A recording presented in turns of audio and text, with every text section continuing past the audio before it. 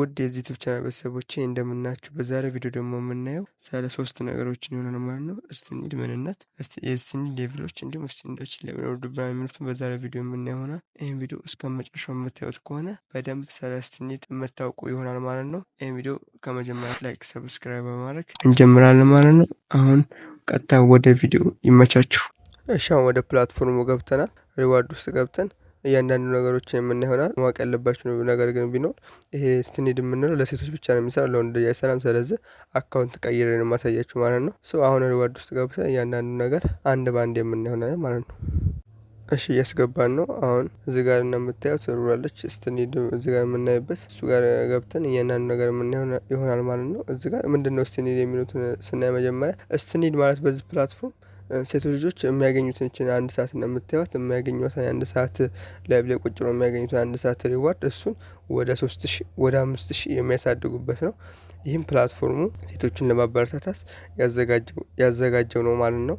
እና ይህንን ፕላትፎርም ይህንን እንትን ስቲኒድ እዚህ ጋር ለሴቶች እንደ ሪዋርድ ሲሰጣቸው ምንድነው በሁለት መልክ ገቢ ያስገኙለት ነው ማለት ነው። አንደኛው ምንድነው ፕላትፎርሙ እንደዛ ብዙ ጊዜ ሃይማኖታቸውን የሚያስተዋውቁ እንዲሁም የተለያዩ ዘፈኖችን በመስፈን የሚሰሩ ሴቶችን እነሱን ለማበረታታት፣ ምክንያቱም እነሱ ብዙ ጊፍተሮችን ስለሚኖራቸው አሪፍ ጊፍት ሲሰጣቸው ያንን ጊፍት ፕላትፎርም እንደ ገቢም ስላስገኙለት በሁለት መንገድ፣ አንደኛው ምንድነው ያንን ጊፍት ለመስጠት በኮይን ስለሆነ ኮይኑን ከፕላትፎርሙ ይገዛሉ። ሌላኛው ደግሞ ምንድነው ከጊፍቱ የሚቆርጠው 30% አለ። ያንን 30%ም ሁለተኛ ገቢ ያስገኙለት ማለት ነው። ስለዚህ ይህንን ገቢ ስራ ያስገኙለት እሱም እንደ ሪዋርድ በሰዓት የሚያገኙትን ፖይንት ያሳድግላቸዋል ማለት ነው።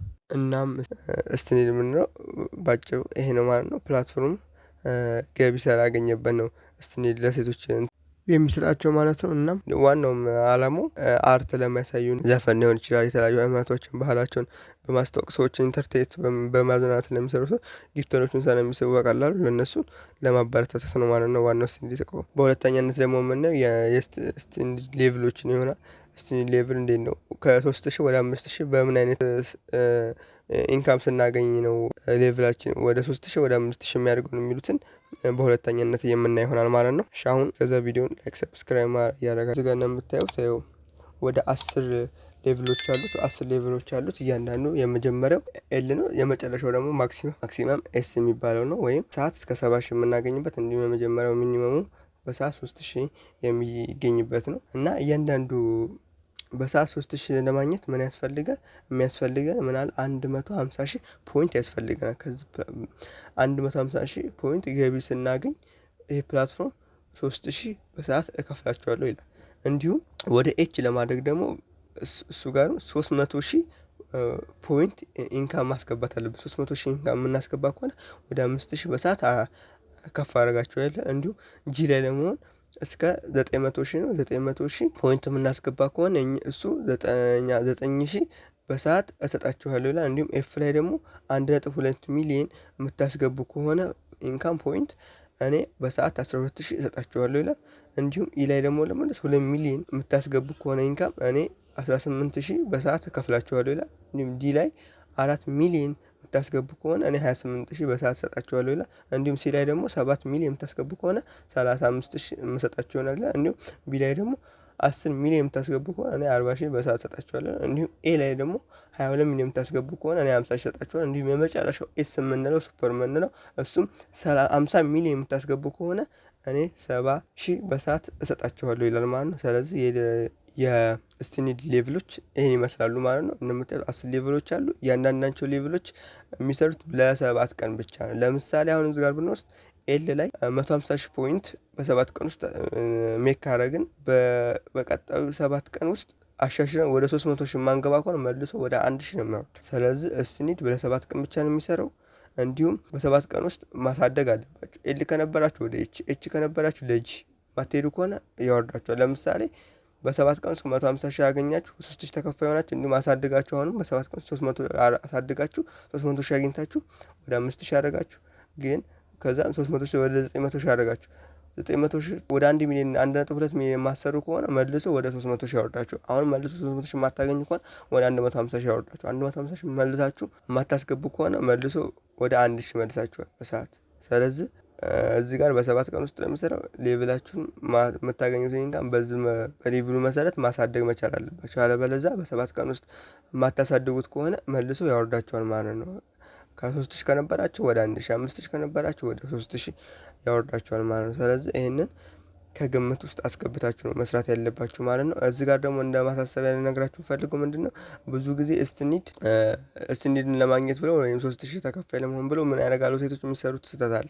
ምንድነው እሱም ስትኒድ ሌቭላቸውን አሳድጋለሁ በማለት ምን ያደርጋሉ ኮይን ወይም ገዝተው ኤክስቼንጅ ያደርጋሉ። ምን ስትኒዳቸው ይሄ በፍጹም የማይሆን ነገር። ስትኒድን ለማግኘት ብላችሁ ኢንቨስት የምታደርጉ ከሆነ ኪሳራ ምንም አትራፊነት የለውም። ምክንያቱም ይሄ 150 እንኳን ለማግኘት ብላችሁ ወደ 200 ምናምን አካባቢ ነው ኤክስቼንጅ የምታደርጉ። አስቡት 200 ምናምን ኤክስቼንጅ አድርጋችሁ የምታገኙት ግን በ7 ቀን ብትመጡት ለምሳሌ በ3000 ነው የምትሰጠው፣ በ7 ቀን ብትመጡት ወደ 21000 አካባቢ ነው። ስለዚህ ኪሳራ እናንተ ግን ያወጣችሁ ወደ 200 ምናምን መታወጥ፣ ምክንያቱም ራሱ ፕላትፎርም የሚቆራርጠውም ስላለ ማለት ነው። ስለዚህ ያን 150,000 ለማስገባ ወደ 200 አካባቢ ነው እንትን የምትለው። ስለዚህ ይሄ ኪሳራ፣ ምክንያቱም ፕላትፎርም ራሱ ዋናው ይህን ስንድ ያዘጋጀበት ምክንያት ነግሬያችኋለሁ ቅድም። እነዚህ አርት ምናምን ወይ ማለት የተለያዩ ዘፈኖችን በመዝፈኖች የተለያዩ ሃይማኖታቸውን በማስታወቅ በመዘመር ሊሆን ይችላል፣ ባህላቸውን የተለያዩ ነገሮችን ሰው የሚስብ ነገር በመስራት እንትን ጊፍተሮችን ይስባሉ። እነዛ ጊፍተሮች ደግሞ ለነዛ አሪፍ ጊፍት ሊሰጧቸው ይችላል።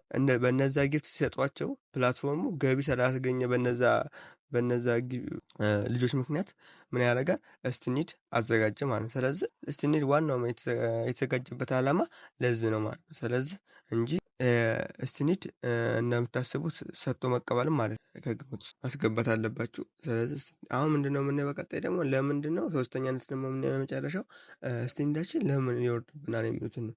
ስትኒዳችን ለምን ይወርድብናል የሚሉትን ለማየት እዚህ ላይ ዳታ ውስጥ ገብተን የምናይ ሆናል ማለት ነው። እሺ እያስገባን ነው አሁን። እዚህ ጋር እንደምትት የመጀመሪያው ዴሊ ዳታ የሚላል፣ ይህም በቀን ውስጥ የምናገኘውን ፖይንት እዚህ ጋር ከላይ እንደምትት መልኩ ያስቀመጥልናል ማለት ነው። ይህም ጥቅሙ ምንድነው ስትኒዳችንን የሚያስፈልገንን ፖይንት በሳምንት ውስጥ ምን ያክል እያገኘን ነው የሚለውን ለማየት ያስችለናል ማለት ነው። እዚህ ጋር ለምሳሌ ዊክሊ ዳታ የሚላለ እሱ ውስጥ እንገባለን። እሱ ውስጥ ገብተን እዚህ ጋር እንደምትት የሁለት ግራፎች አሉ። አንደኛው ግራፍ ላይ የምታዩት ቀዩ ግራፍ እሱ የፖይንት መጠናችን ያገኘነው የፖይንት መጠናችን የሚያሳየን ሲሆን፣ እንዲሁም ሰማያዊ ደግሞ የላይቭ ዳታችንን ቆይታ የቆየንበትን ላይቭ ያሳየናል ማለት ነው።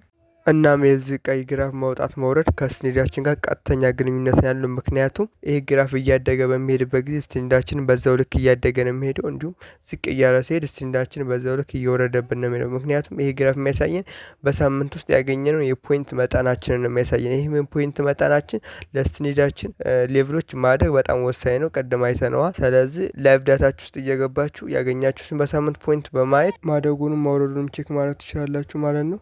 እሺ የዛሬ ቪዲዮ ያያችሁትን ይመስል ነበር። ይህን ቪዲዮ ከወደዳችሁት ላይክ፣ ሰብስክራይብ እንዲሁም ማንኛውም ያልገባችሁ ጥያቄ ካለ ኮሜንት ስራ አስቀምጡልኝ፣ እመልስላችሁ ይሆናል ማለት ነው።